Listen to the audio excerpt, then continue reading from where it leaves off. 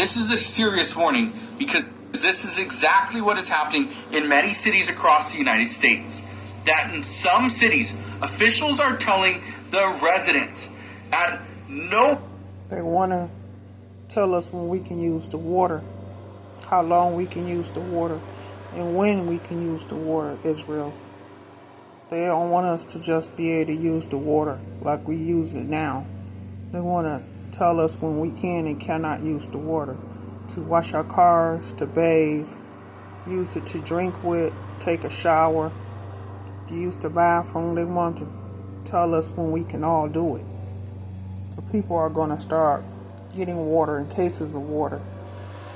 That some people are not going to want to do it. no time can you ever water your lawn. Do not wash your car, and if you can, do not wash your clothes. That's what they're being told, and many people are freaking out, and rightfully so. So what we have done is started as a voluntary closure of businesses and telling residents to only use water for emergency things like hydrating yourself. What we are telling residents they should not be doing is laundry. Certainly no irrigation of lawns. It now currently has 33 feet, and it's rapidly depleting as people are using the water. What he's talking about is a water tower. It dropped from like 44 and a half feet to 33 feet in the matter of hours. This is in Oregon. Here's the thing.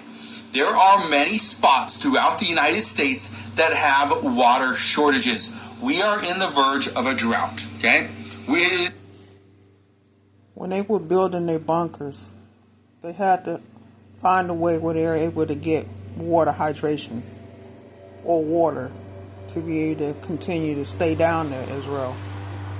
So this is why we're losing so much of the water for us to be able to use, because that's what they're using it for. But they're not going to tell us that that's what they're doing. They're just going to say that the water pressure is getting low instead of telling us that they're using it for the bunkers,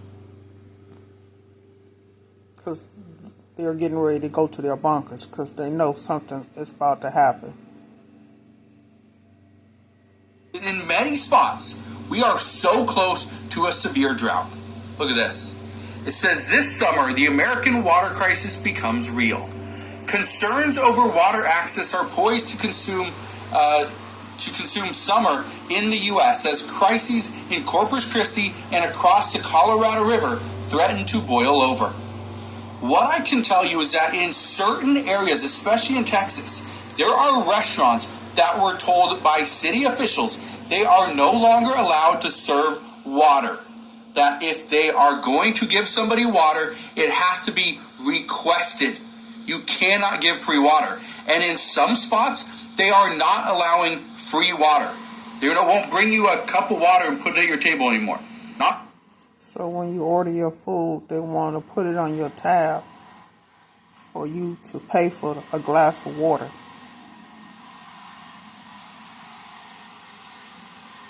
For every single person. Instead, you have to pay for it just like you do a juice, a soda, or even a beer. This is turning into a real disaster. Listen to this. People are going to have to drive to get water for potentially up to 2 weeks, as you just heard. We are deploying porta-johns in all of our parks. We will display where those are. You might choose to go use the facilities in a porta-john at a park. This is the real situation. People are going to... What most people don't realize about this is that there are... Nobody's going to want to do that, Israel. So nobody just won't show up at the park if they got to use porta-johns to use the bathroom and to wash their hands when they have business that's around them that they can just go inside and use the bathroom. Certain areas where you will not have any water. You want to water your plants? Well, you're going to have to go get it somewhere else. Okay? You have to bring it in. And again, this is what's crazy about this. And I think this is very interesting. Okay? So this is, they're talking about, this is Chief Allen, but he's talking about the lakes and how we're, there's just a evolving crisis or whatever, right? But here's the thing, and the reason why I'm bringing this to your attention. This is what other cities and other counties could be facing here in the U.S. in the matter of weeks or months. We could see many locations have an extreme water shortage where they're telling residents you cannot use water, or you can only water your lawn on certain days unless it's freshly sodded and you need to use the water. You can't fill. So they're going to tell us that we can use our water 2 days out of the week or 3 days out of the week, and the other days we can't use it.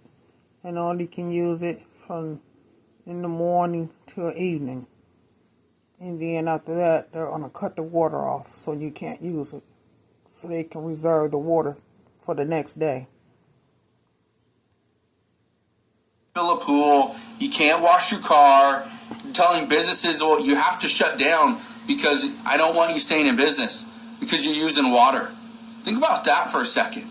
How is this going to impact us? But at the same time, and this is why I did a video on this yesterday, and I talked about talked about data centers and how data centers are one of the biggest issues, because people are saying that the data centers are operational, they're running, they're bringing in millions of gallons of water. They're using that to keep the data center cooled. But at the same time, the residents that are the ones that are paying all the taxes, doing all this stuff, allowing the data center to come in, they're being told, no, you can't have access to water. Think about that for a second. But I want to show you some of these other stories. Look at this, because again, it's not just localized to one region. Look at this. It says water shortage emergency now includes most of Casey County. Casey County is in Kentucky. Okay? Now, Casey County, they're being told to conserve water as we speak because there's a shortage. Look at this. It says a water crisis deepens. Idaho producers look to the Farm Bill for relief. But do you think there's going to be enough relief? Probably not. This is the concern. That they say farmers in eastern Idaho are dealing with one of the worst water shortages in decades and rising commodity prices. This is a disaster. A complete disaster. Because the water is getting short. The water is going to be the new gold, Israel. That everybody's going to try to find water and to save water so they'll be able to have it if they do this. Disaster. Farming is going to change in the U.S. And I told this story months ago, probably, or at least months ago. But I had a friend he decided to sell his family farm for a couple reasons. One, he knew fuel costs were getting just insane. This was during the beginning of the war, or over in the Middle East. So that was an issue. Then fertilizer prices were starting to come up. But then his biggest thing, and the thing that really set him off, was his water rights.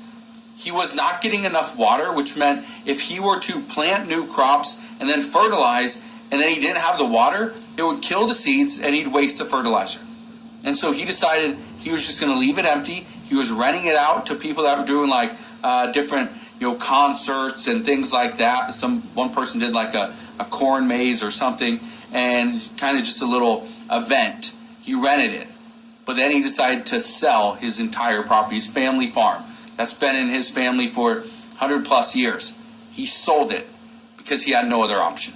Okay? Look at this though. It says right here, with limited options, Corpus Christi focuses on delaying, not avoiding, its looming water crisis. It says the city is looking into emergency conservation measures as most options for additional water have been tapped or are years from completion. There's no options. There's no alternatives. That is it. You think that's bad? Look at this.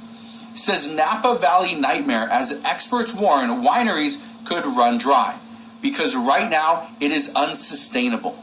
There's no way all these wineries, and Napa Valley is home of some of the greatest wineries in the entire world. It's facing a water crisis, and experts say it is unsustainable. There's no way all these world famous wineries are going to survive, and people are going to struggle as a result. That will completely change. People will not be going to Napa Valley.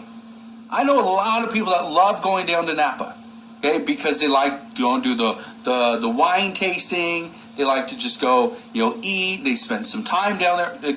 Great fun. But they are not going there because things are changing. I want to show you. So Napa Valley is losing money because the tourist attraction is not showing up anymore because of the water shortage. One last one. Look at this. It says Orion Township is the latest to pass a data center moratorium. Dozens of other Michigan communities are getting ahead of the controversial projects. What's happening all over the United States, and not just in certain states, but what's happening is these data centers are popping up all over the place. And what was working out before is these investors in these companies were able to pretty much put a data center into place. And those that did it early are going to make a lot of money, because what's happening now is the residents, the citizens, are now pushing back, and they are telling the officials of the city, the state, the county, that we don't want data centers. We don't want them around us because it is causing water shortages. There's a noise complaint that's happening everywhere. Taxes are going up. So many issues, and so now more and more people are complaining. But here's the thing. These water shortages are likely just beginning. This isn't the end. This is the beginning. But it could take potentially months, if not years, to fix this issue. So we'll see what happens moving forward, but that's what we know as of today. So let me know. Are you seeing any water shortages or crises in your area? If so, let me know where exactly, because for one, I want to do a report on this because this is turning into something bigger. Before, it was very localized to certain areas. Now, it's really starting to spread. So, thank you guys for watching.